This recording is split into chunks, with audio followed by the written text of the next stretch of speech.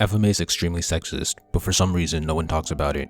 Is it because it had the #1 spot on Mal for the longest period of time? Are people too scared to call out people in high positions of power? Well, I'm not. I'll lead the charge against the patriarchy. I'll break down the sexism and full misogynist alchemy, one by one. I'll start with the major characters. Winry Rockbell. Her design is often sexualized and objectifying.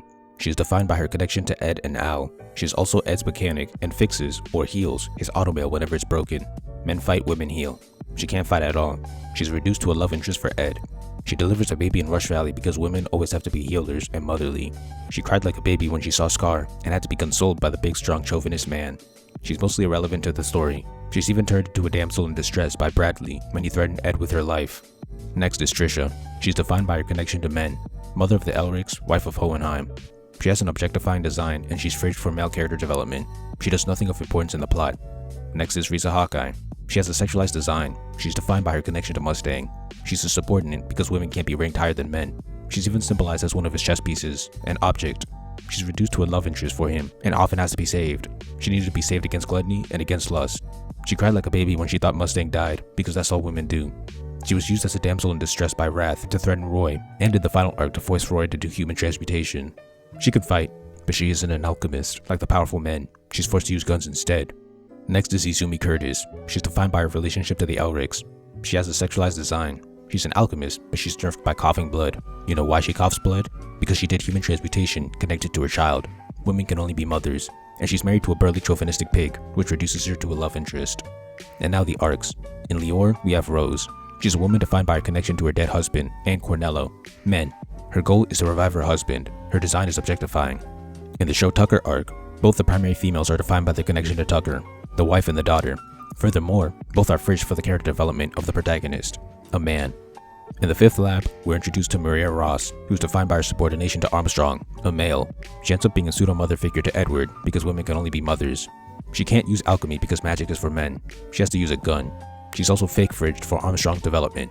When she's in jail, her outfit is objectifying. She's also reduced to the love interest of Barry. In the Greed arc, L'Enfant is introduced, and she's defined by her connection to Ling. She's just his subordinate. She's also in love with him because women can only be lovers. She loses to a male because women are weaker than men. She gets her arm cut off, which is close to fridging, for her man's character development. She's not as competent as her allies in combat. She's also sexualized when she's injured after cutting her arm off. In the Lust arc, there's Lust. Oh boy. Her name is literally Lust, which implies that women are only good for sex. Her design is extremely objectifying. Her power is based on long nails, which is sexist and says that women only care about cosmetics. She's defined by her connection to Father, a man.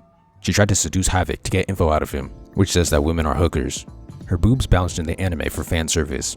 Her and Mustang had a whole innuendo back and forth about her getting on her knees, which is an innuendo for her giving him a blowjob, because that's all women are good for. Finally, she's the only female homunculus and the first to die. How sexist. In the Gluttony arc, Mei Chang quickly falls in love with Al and is defined by that one characteristic. Furthermore, her alchemy has healing properties, because men fight, women heal. In the North arc, Olivia wears makeup, which is sexist. She's defined by her connection to Major Armstrong, a man.